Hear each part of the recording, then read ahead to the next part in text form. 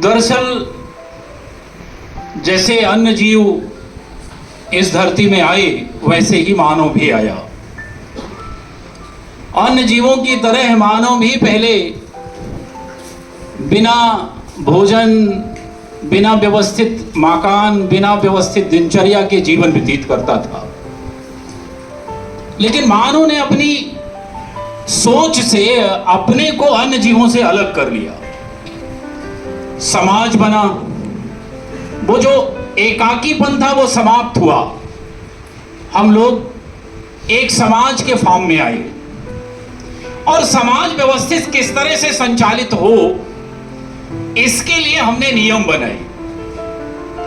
और वो नियम जो समाज को बेहतरी की ओर ले जाएं, वो नियम जो सामाजिक एकजुटता को बढ़ावा दें, वो नियम जो मानव और मानव के बीच दूरियां कम करें, वो नियम जो मानव के बीच प्रेम करना सिखाएं, वो नियम जो प्राणी मात्र के प्रति दया करना सिखाएं, उन सारे नियमों को हमने कहा नैतिक। और ऐसे सारे नियम जो मानव के बीच दूरियां पैदा करें, और ऐसे सारे नियम जो मानव और मानव के बीच भेद पैदा करें, जो प्राणियों के प्रति हिंसा का भाव रखें, जो प्राणियों के प्रति वैमनस्यता का भाव बढ़ाएं, उन सारे नियमों को हमने अनैतिक कह दिया। और इस नैतिक और अनैतिक के बीच में नियमों की एक नई बहस चालू हो गई। क्यों? क्योंकि कई बार ऐसे नियम भी बन गए जिन्हें समाज ने स्वीकारा तो, लेकिन वो थे नहीं नैतिक। इसका सबसे बढ़िया उदाहरण क्या, कभी की वास्तविकता थी। इस सृष्टि को चलाने में जितना योगदान पुरुषों का है उतना ही महिलाओं का भी है। लेकिन दुर्भाग्य कि महिलाओं को अपने अधिकार पाने में बड़ा समय लगा। बेमेल शादियां भारतीय समाज में होती थीं। पुरुष की उम्र ज्यादा और महिला की उम्र कम। परिणाम यह होता था कि पुरुष की मृत्यु जल्दी होती थी, और अगर पति की मृत्यु हुई तो एक कुप्रथा या कहिए भारतीय समाज में एक कलंक, सती प्रथा का प्रचलन था। और अगर पति मर गया तो फिर पत्नी की जिंदगी का इस समाज में कोई अस्तित्व नहीं माना जाता था, और दुर्भाग्य है कि समाज इसे नैतिक मानता था। उस पत्नी की जिसकी कोई गलती नहीं है पति के जीवन में, उसकी मृत्यु हुई तो स्वाभाविक मृत्यु है, उसमें उस पत्नी का कोई कसूर नहीं है। लेकिन फिर भी अगर वो पति अपनी स्वाभाविक मौत भी मरता था तब भी पत्नी को उसके साथ सती होना पड़ता था, अर्थात अपने जीवन का बलिदान करना पड़ता था, और समाज उत्सव के रूप में उसे मनाता था। सारे लोग इस नियम को सही बता रहे थे, लेकिन समाज में सुधार होता कैसे है? हम सब लोग एक ही समाज में रहते हैं, उस एक ही समाज में पले बढ़े, उसी परंपराओं को सीखा, लेकिन हमारे आप में से कुछ लोग उसी समाज के ऐसे निकलते हैं कि उस समाज को एक नई दिशा देते हैं। ऐसे ही एक महापुरुष पैदा हुए जिनका नाम था राजा राम मोहन राय, जिनकी सगी भाभी को उनके लाख विरोध करने के बाद भी जला दिया गया था। क्यों? क्योंकि उनके बड़े भाई की मृत्यु हो गई थी। उन्होंने उस प्रथा का विरोध किया और परिणाम यह हुआ कि 1829 में भारत में सती प्रथा का अंत कर दिया गया। लेकिन केवल कानून बना देने से समाज में सुधार नहीं होते। सामाजिक सुधार होने में कानून के बाद भी बड़ा टाइम लगता है। अभी कुछ दिनों तक सती प्रथा के मामले आए, लेकिन कानून बन जाने से सुधार की प्रक्रिया शुरू हो गई और हम आप एक ऐसे समाज में आए जहां महिला का स्वतंत्र अस्तित्व धीरे धीरे स्वीकार किया जाने लगा। ऐसे ही छुआछूत भी था, जिसमें एक मानव को केवल जाति विशेष में पैदा होने के कारण उसे निम्न माना जाता था। ये सारे नियम कभी के समाज में नैतिक माने जाते थे, लेकिन जैसे जैसे समाज प्रगति करता है वैसे वैसे उसकी मान्यताएं भी बदलती हैं, नियम भी बदलते हैं। और उस छुआछूत का भी अंत हुआ, जिसमें कई सारे लोगों ने अपने अपने योगदान दिए, तब जाकर उस कुप्रथा में बहुत कुछ परिवर्तन आ गया है। अभी पूरी तरह तो तब भी नहीं समाप्त। अब जो समाज में नैतिक माने जाने लगे मानक, उन मानकों के आधार पर हमें आपको शिक्षा दी जाने लगी। कैसी शिक्षा? हम मानव कहलाते क्यों हैं? इसलिए कि हमारे आप में कुछ मूल्य ऐसे हैं जो किसी दूसरे प्राणी में नहीं पाए जाते, इसीलिए उन्हें कहा जाता है मानवीय मूल्य। तो मानवीय मूल्य हैं क्या? वो आदर्श, वो मर्यादाएं, वो संस्कार, वो परंपराएं जिनके कारण ही एक मानव मानव माना जाता है। वो आदर्श, वो सीमाएं जिनके कारण मानव में दया का विकास होता है। वो आदर्श, वो परंपराएं जिनके कारण मानव में अहिंसा का विकास होता है, जिनके कारण उसमें सहानुभूति पनपती है, जिसके कारण उनमें संवेदना पनपती है, जिसके कारण उनमें समानुभूति पनपती है, जिनके कारण किसी जीव को देखकर उनके मन में दया का भाव विद्यमान होता है, जिनके कारण उसके मन में गलत और सही का भाव जागृत होता है। वो सारे आदर्श, वो सारे संस्कार, वो सारी परंपराएं, वही मानव मूल्य कहलाते हैं। हमारे आपकी शक्ल के जितने लोग पैदा होते हैं, शक्ल का मतलब 2 हाथ, 2 पैर, 2 आंख, और हमारी आप मनुष्य दिखने वाले जितने लोग पैदा होते हैं, उनको सबको हम मानव ही कहते हैं। लेकिन एक को अच्छा और एक को बुरा मानव कहते हैं। दरअसल उनमें अच्छा और बुरा और कुछ नहीं है। यही मानव मूल्य का डिफरेंस ही उन्हें अच्छा और बुरा बनाता है।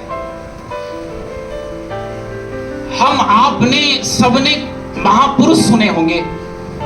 महापुरुष के 4 आंख नहीं होती, 4 हाथ भी नहीं होते, 4 पैर भी नहीं होते, 2 ही हाथ होते हैं, 2 ही पैर होते हैं। फिर उनको महापुरुष क्यों कहा जाता है? क्यों? क्योंकि उन्होंने समाज को पूर्णता दी, उन्होंने मानवीयता की एक नई परिभाषा का विकास किया, उन्होंने अपने अंदर अपनी सीमाओं का विकास किया। हम सब ने रामचरितमानस पढ़ी है। उसके प्रमुख पात्र जिन्हें आराध्य भी माना जाता है, राम, ईश्वर नहीं थे, वो इंसानी पैदा हुए थे। हमारी आपकी तरह उनका भी बचपन बीता, हमारी आपकी तरह उनकी भी माँ थी, हमारे आपकी तरह उनके भी पिता थे। लेकिन राम ने अपने जीवन में जो मर्यादाओं का विकास किया, राम ने अपने जीवन में जिन परंपराओं का विकास किया, राम ने अपने जीवन में पिता के साथ जिन संबंधों का विकास किया, पत्नी के साथ जिन संबंधों का विकास किया, पुत्र के साथ कैसा संबंध होना चाहिए ये बताया, मित्र के साथ कैसा संबंध होना चाहिए ये भी बताया, पड़ोसी के साथ कैसा संबंध होना चाहिए ये भी बताया, और हमें आपको जीने की एक नई राह दिखाई। इसीलिए हम उन्हें मानव नहीं महामानव की श्रेणी में रखते हैं। और ऐसे बहुत सारे लोग हैं जिन्होंने हमारे समाज में इन्हीं मूल्यों का विकास करके और एक नया मुकाम तक इस समाज को पहुंचाया। देखिए, त्रुटि रहित ना मैं हूं ना तुम हो, दोनों मनुष्य हैं, ईश्वर ना तुम हो ना मैं हूं।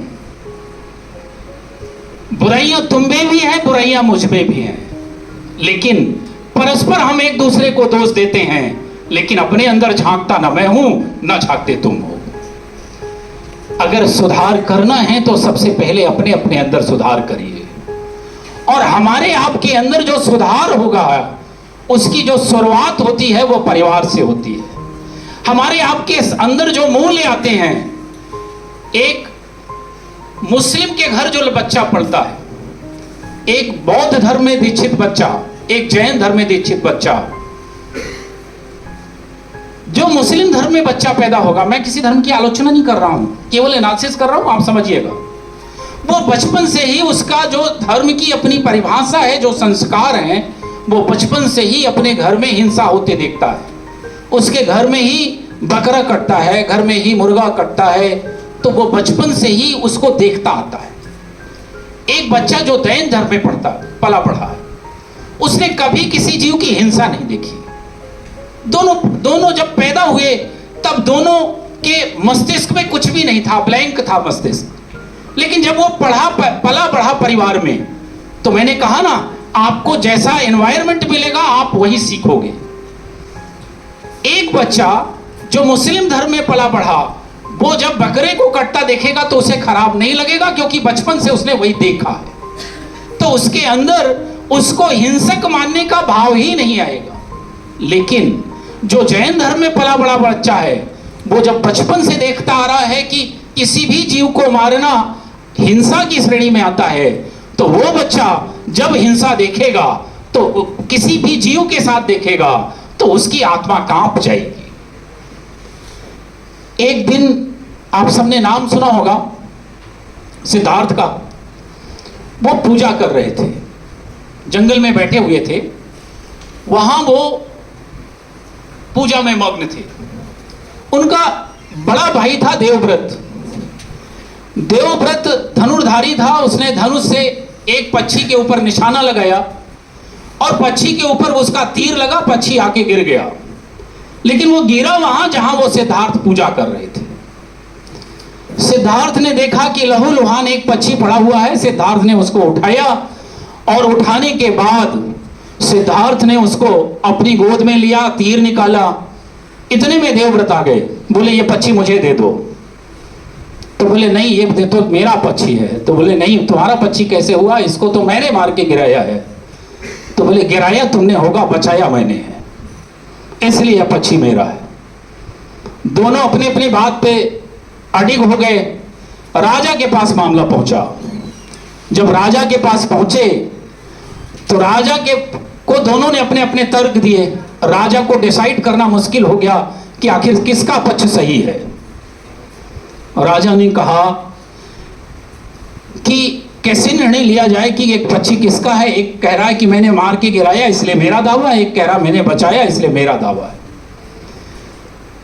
राजा को कुछ समझ में नहीं आया, तो राजा ने अपने मंत्री से पूछा कि मुझे क्या करना चाहिए। तो मंत्री ने कहा महाराज आप पक्षी को बीच में छोड़ दीजिए, जिसकी तरफ जाएगा ये उसी का पक्षी मान लिया जाएगा। तुलसीदास जी ने एक चौपाई लिखी है, हित अनहित पशु पक्षी जाने। सब अपने अपने हित को जानते हैं। चूंकि बचाया सिद्धार्थ ने था, इसलिए वो सिद्धार्थ की तरफ ही चला गया और पक्षी सिद्धार्थ को दे दिया गया।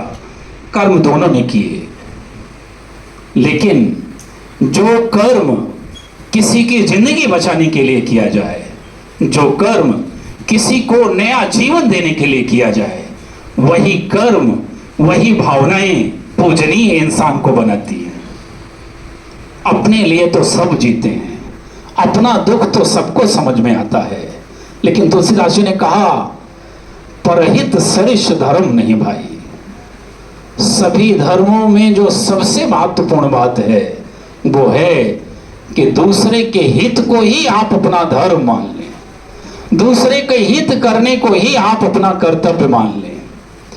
समाज कभी भी केवल व्यक्तिवादी सोच से नहीं चलाया जा सकता, और अगर व्यक्तिवादी सोच से समाज चलाया जाता तो इस समाज में आज केवल सक्षम लोग बचते, अक्षम लोग नहीं बचते।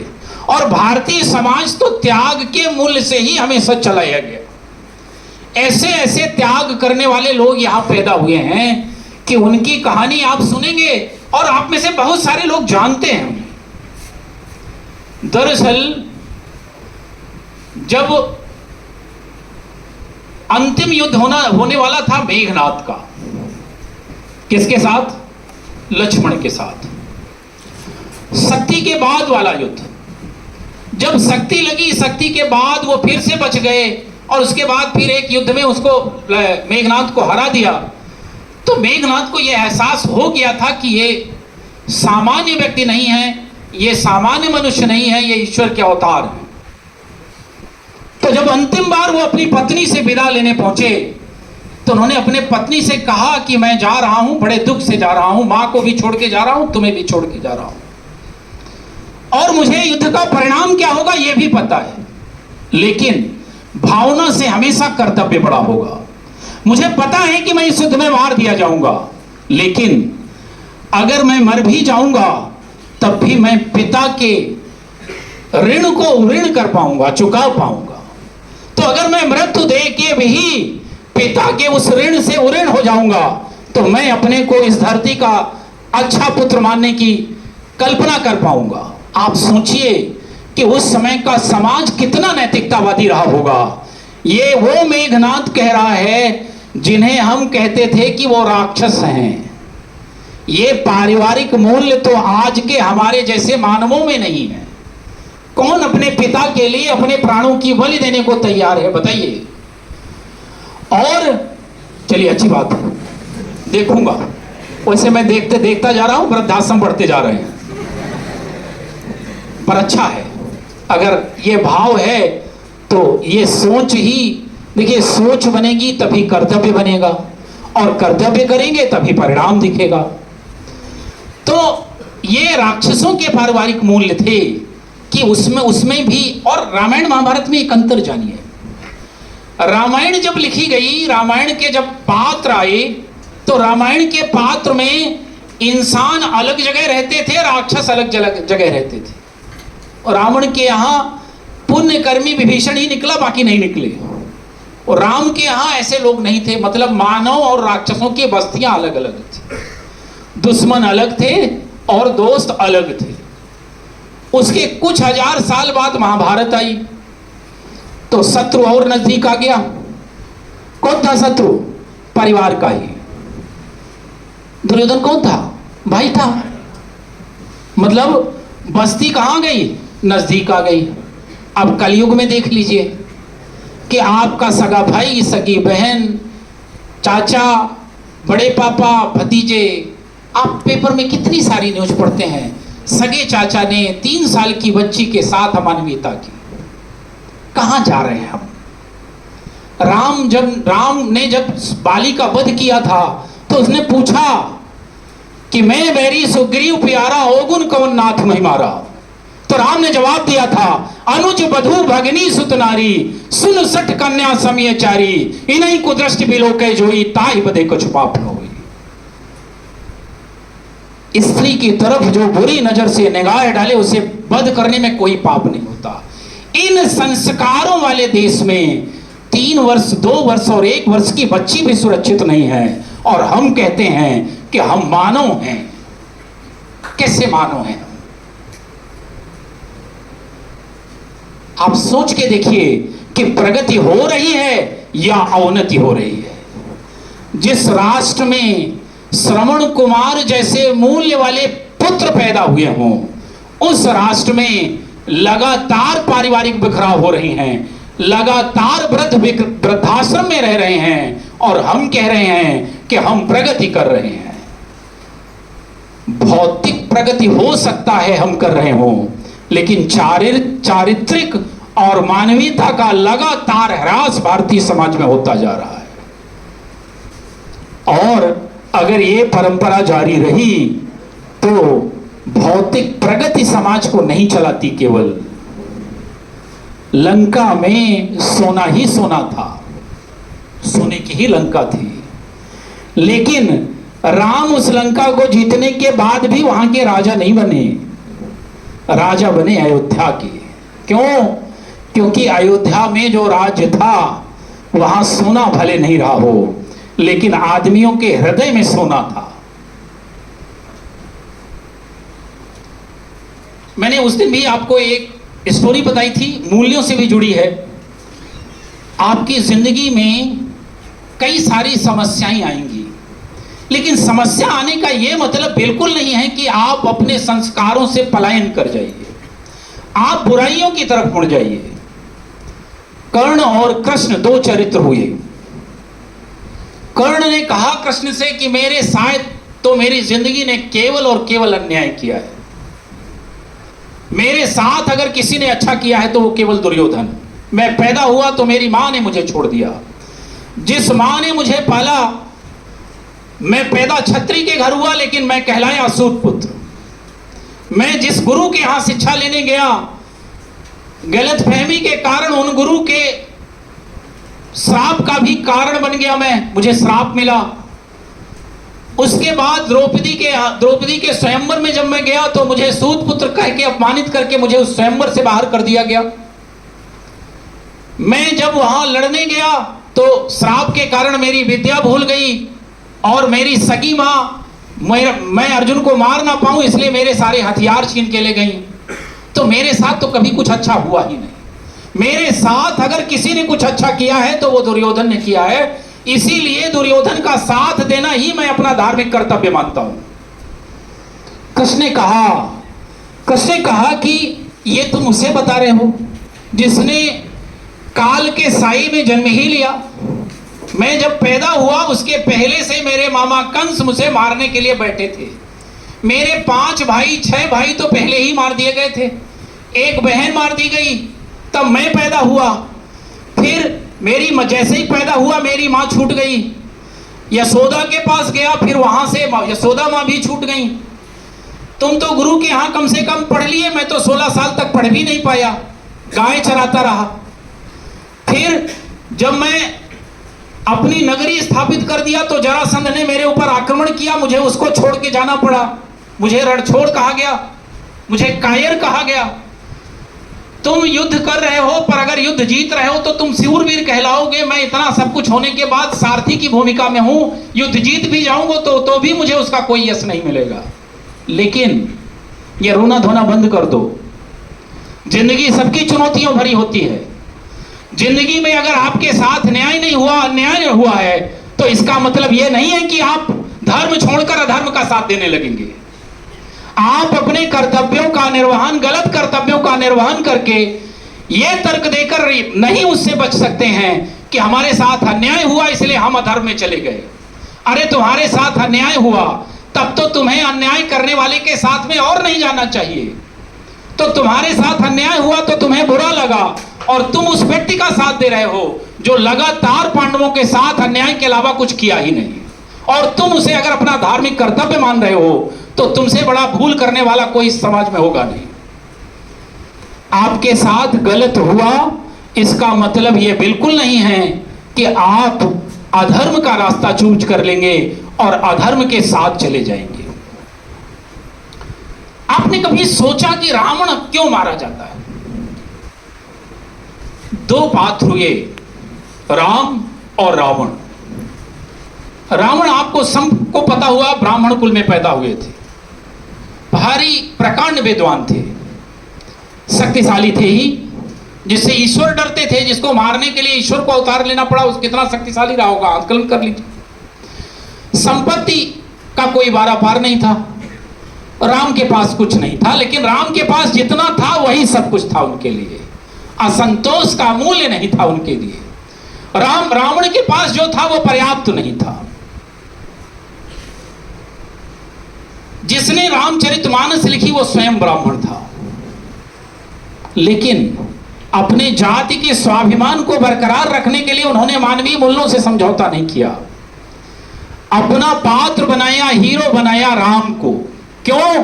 क्योंकि वो मानवीय समाज को एक नई दिशा देने के लिए काम कर रहे थे, वो त्याग के लिए काम कर रहे थे, वो परिवार को एक नई ऊंचाई देने के लिए काम कर रहे थे, वो न्याय के लिए काम कर रहे थे, वो धर्म के लिए काम कर रहे थे। और राम ने यह कहा कि आप भले मानव हो, लेकिन अगर आपके मूल्य मानव जैसे नहीं हैं तो आप वध किए जाओगे। और आप भले वानर हो, भले पक्षी हो, लेकिन अगर आपके मूल्य मानव के हैं तो आप राम के मित्र कहलाओगे। बंदर मानव नहीं थे, बंदर थे, लेकिन उनके मूल्य मानव से अच्छे थे, इसलिए वो पूजे गए। वो ब्राह्मण कुल में पैदा हुआ लेकिन मूल्य अच्छे नहीं थे, इसलिए हर साल हम उसे जलाते हैं और खुश होते हैं। पूजा मूल्यों की होती है, ज्ञान की नहीं, आचरण की होती है। ज्ञान तो उसके पास बहुत था। हर साल हम रावण को जलाते हैं। रावण को जलाने का मतलब है बुरे मानव मूल्य को जलाना, लेकिन हम ये नहीं करते। हम केवल रावण की प्रतिमा जला रहे हैं, बुरे मानव मूल्य नहीं जलाते। अच्छा, जब दशहरे में हम रावण को देखने जाते हैं तो हमारे कौतूहल का विषय राम नहीं होते, रावण होते हैं। यह है कलयुग। कोई कभी दशहरे में जाके देखता है राम कहाँ है? रावण कितना बड़ा बनाया गया ये देखने जाते हैं हम दशहरे में। मतलब राम जैसे नायकों के देश भारत में हम खलनायक रावण को देखने जाते हैं और उसको जितनी ऊंचाई दे दिए जाए हम उतना ही खुश होते हैं।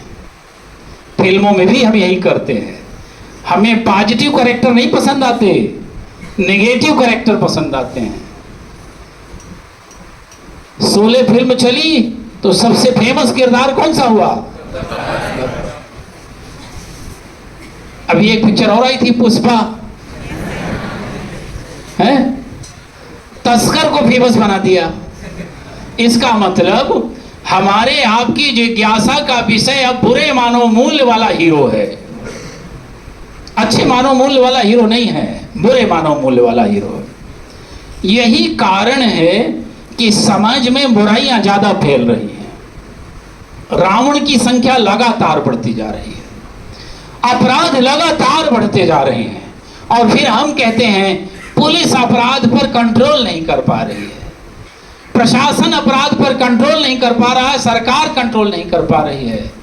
आप ये जान लीजिए कि किसी भी शासन व्यवस्था को नागरिकों का चरित्र चलाता है और नागरिकों का चरित्र होगा क्या? जो उसके मानव मूल्य होंगे। मानव मूल्य हैं कहाँ? हम सबकी अंतरात्मा में। और कानून कहाँ है? बाहर। आपने कभी सोचा अंधेरे में अपराध क्यों होते हैं? इसलिए होते हैं क्योंकि अंधेरे में कानून अनुपस्थित होता है और हम जो अपराध नहीं करते उसके पीछे यदि कानून का डर है केवल, तो हमें जहां मौका मिलेगा वहीं अपराध कर देंगे। और अगर हमारे अंदर के मूल्य हैं कि हमें अपराध नहीं करना, गलत नहीं करना, किसी को नहीं सताना, किसी को परेशान नहीं करना, किसी के साथ अभद्रता नहीं करनी, किसी के साथ हिंसा नहीं करना, किसी का सामान नहीं चुराना, अगर ये हमारे पारिवारिक संस्कार हैं, ये हमारे पारिवारिक मूल्य हैं, तो फिर कोई जरूरत नहीं है कि पुलिस वाला रहे तभी हम सुधरेंगे। इसीलिए हम आप जब गाड़ी लेके जाते हैं टू व्हीलर, तो अगर चौराहे में खड़ा है ट्रैफिक वाला चेक करने वाला हेलमेट, तो लगा लिया और जैसे ही निकले उतार लिया। क्यों? क्योंकि कानून के डर से हमने मान लिया। हमारे अंदर हेलमेट लगाने का मूल्य नहीं आ पाया हमारे जहन में। जिस दिन आ जाएगा उसी दिन हम सुधर जाएंगे, फिर पुलिस की जरूरत नहीं है। और अगर नहीं आया तो पुलिस भर हमें नहीं सुधार सकती। गांधी जी ने कहा था कि जब तक हमारे अंतर मन का विकास नहीं होगा, हमारे अंतर मन की पवित्रता नहीं बनेगी, तब तक केवल कानून किसी राष्ट्र को नहीं चला सकता। और आप ये बताइए कि यदि हम सबके मन में ही वो मूल्य नहीं रहेंगे तो पुलिस कितनी रख सकते हैं? और किसी राष्ट्र का चरित्र क्या होगा? जो उस राष्ट्र के अधिकतर नागरिकों का चरित्र होगा। और नागरिकों का चरित्र बनेगा कैसे? उसके पारिवारिक मूल्य से, उसकी संस्था से, जहां वो पढ़ाई करेगा, वो जिस सोसाइटी में रहेगा वहां के लोगों को देख के वो बच्चा सीखेगा। इसीलिए आप जिस लर्निंग फेज में हैं, ये सारी चीजें अभी से आप जान लीजिए और जान भर नहीं लीजिए, अपने आचरण में उसे समाहित भी करते जाइए। क्यों? क्योंकि अगर आप उसे अपने आचरण का हिस्सा नहीं बना पाएंगे तो फिर जब चाहेंगे तब आपके आचरण का हिस्सा नहीं बन पाएगा। आप जब चाहेंगे तब आप अपने में कोई भी सुधार नहीं कर पाएंगे। ये सारी चीजें धीरे धीरे सीखी जाती हैं। और हमारे आपके जो एजुकेशन सिस्टम है, जो परिवार है, उसमें हम आपने सबने सफलता का पैमाना केवल ज्ञान हासिल करना मान लिया है। बाकी गुण हम मानते हैं कि वो किसी काम के नहीं है, उनकी कोई जरूरत नहीं है। मैं बार बार कहता हूं कि बिल्कुल अधूरा है अगर आपके दिमाग में ऐसा बैठा हुआ है। ऐसा बिल्कुल नहीं है।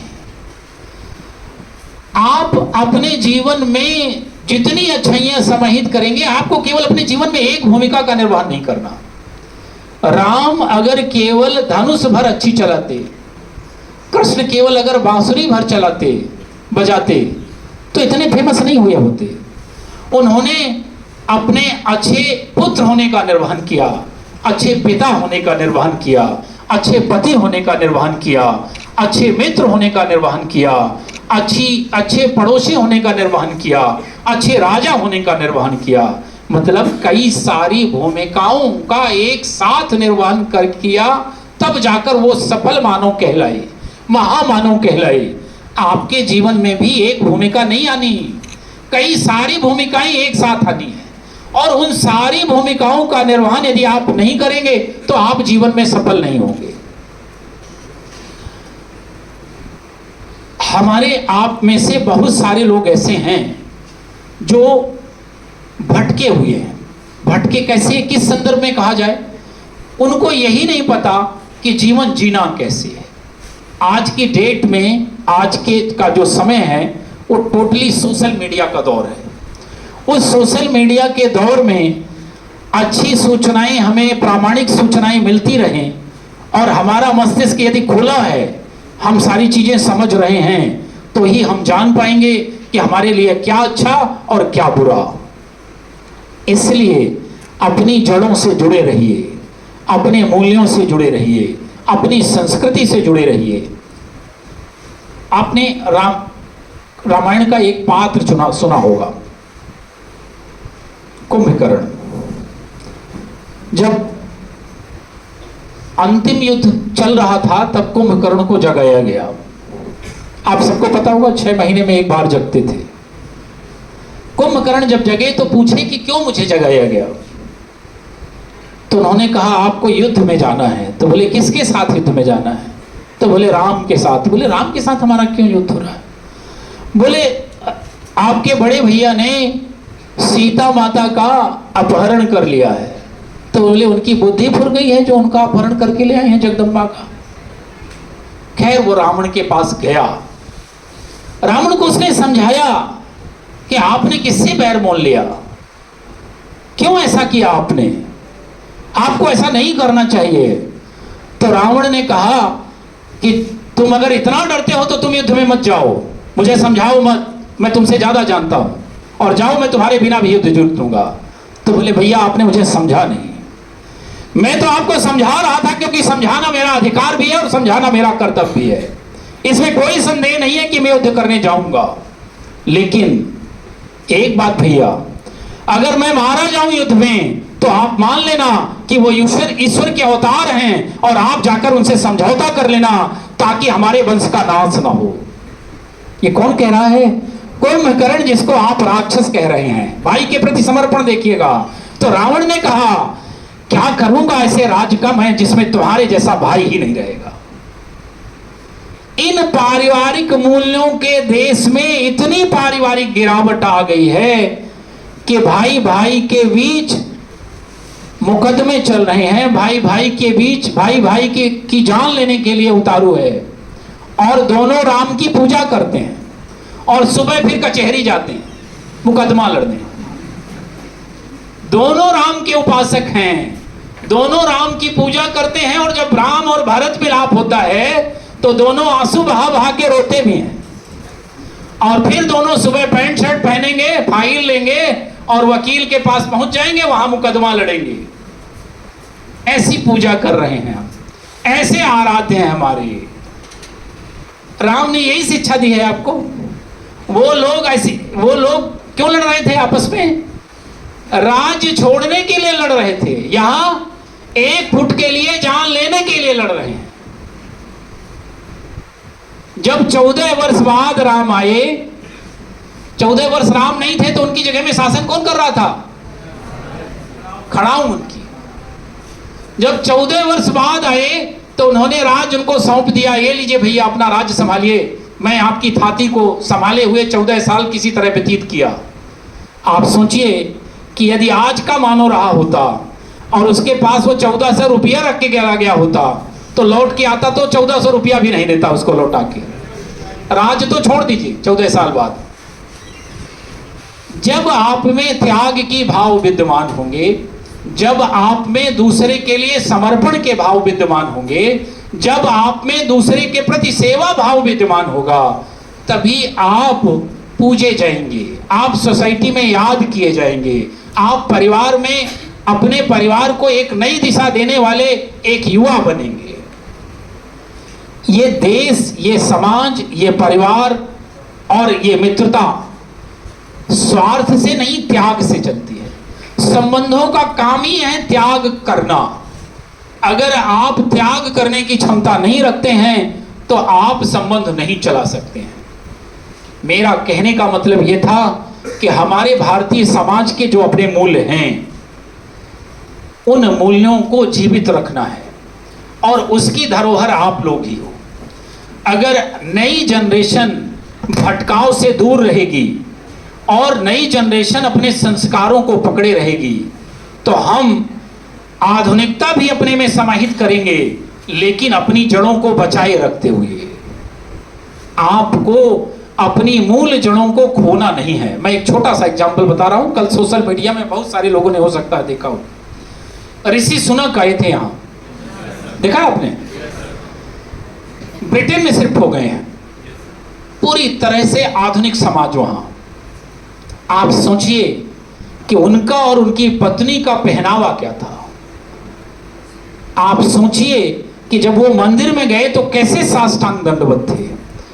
एक गांव का छोटा सा बच्चा भी जब गांव छोड़ के शहर आ जाता है तो फिर उसे पूजा पाठ, धर्म और अपने संस्कार, अपनी संस्कृति, माता पिता का सम्मान करना सब दिखावा लगने लगता है।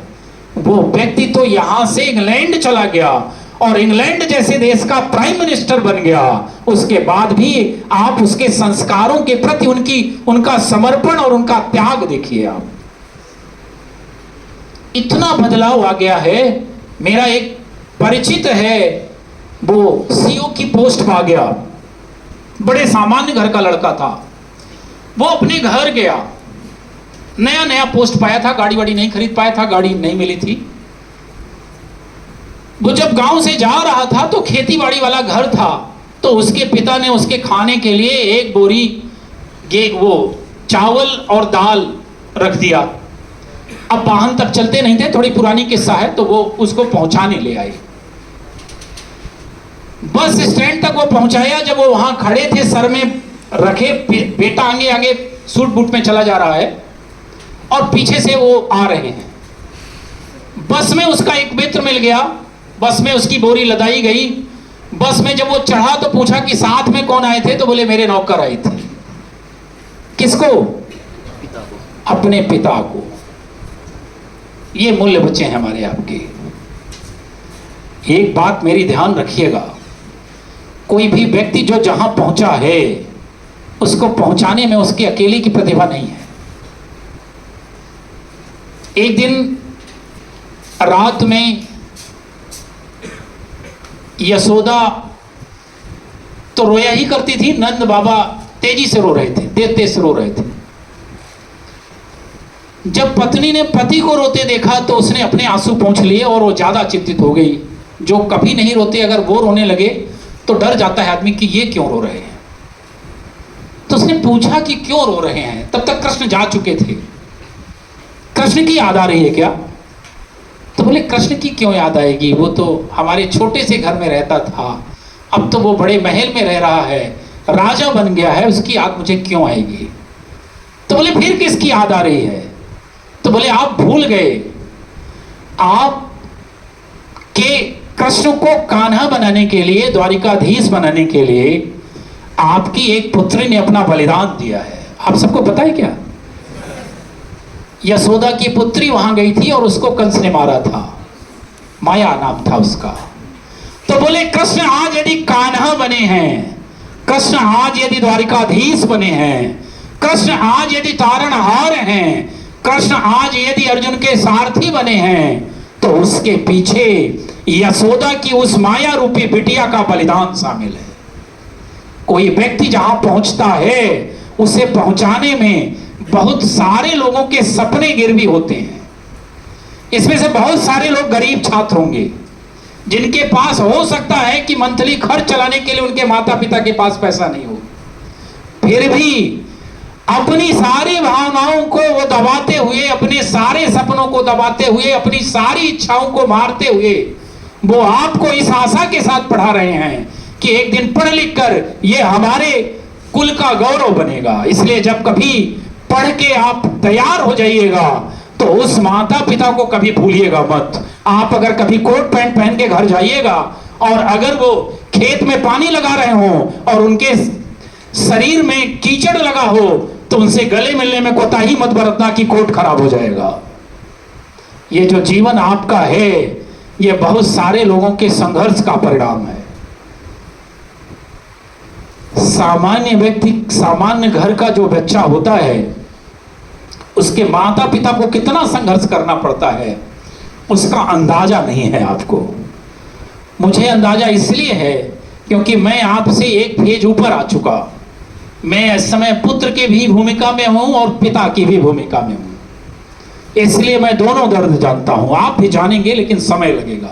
इसलिए कभी भी आप अपने आवेश में आकर और कभी भी अपने गुस्से में आकर अपनी भावनाओं में नियंत्रण खोकर उन माता पिता और बड़े भाई बहन के साथ कभी अभद्रता मत करना। आपको लगता है कि आप दरअसल एक आजकल की जनरेशन में एक भाव पैदा हो जाता है, जैसे ही वो टॉप करता है या अच्छे नंबर ला लेता है तो उसे लगता है कि मैंने किसी के ऊपर एहसान कर दिया है, और वो फिर घर में बाकी सब लोगों के साथ ऐसे कड़क से बात करता है अकड़ के कि उसको देखते बनता है। और इंजीनियरिंग में ये गुण बहुत ज़्यादा है। बिल्कुल नहीं ऐसा करना। वो आपका एक पहलू है अच्छा नंबर लाना, सब पहलू नहीं है। अभी जीवन के बहुत सारे फेज सीखने बाकी हैं। अभी तो जीवन में बहुत सारे चैलेंजेस आएंगे और बहुत सारे टॉप करने वाले फेल हो जाएंगे, फेल करने वाले टॉप में पहुंच जाएंगे।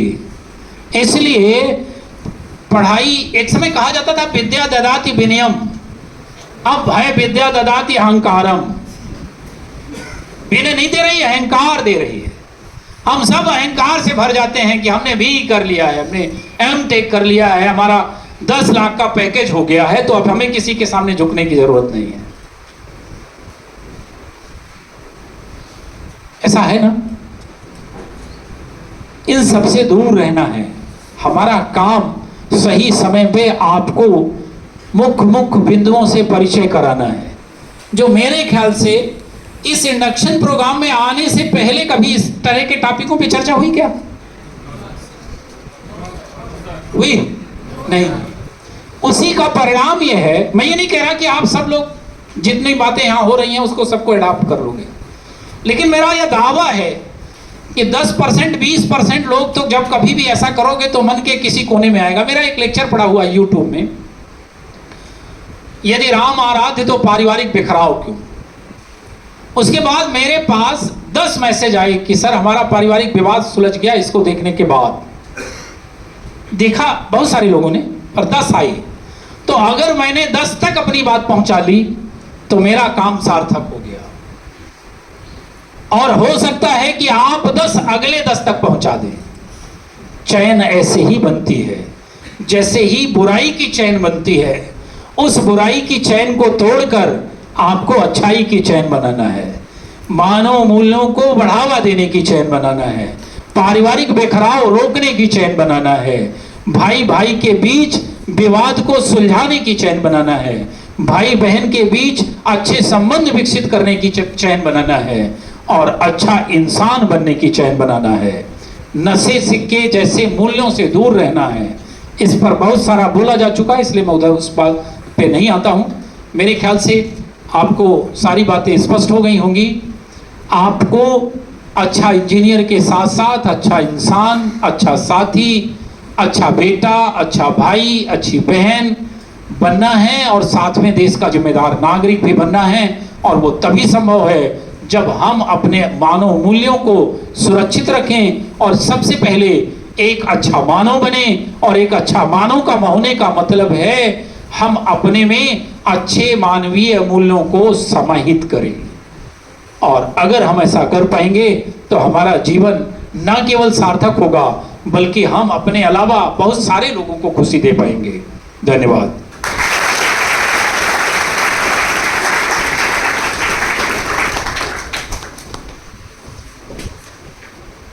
Thank you so much, sir, for your inspiring words. Once again, put your hands together for sir.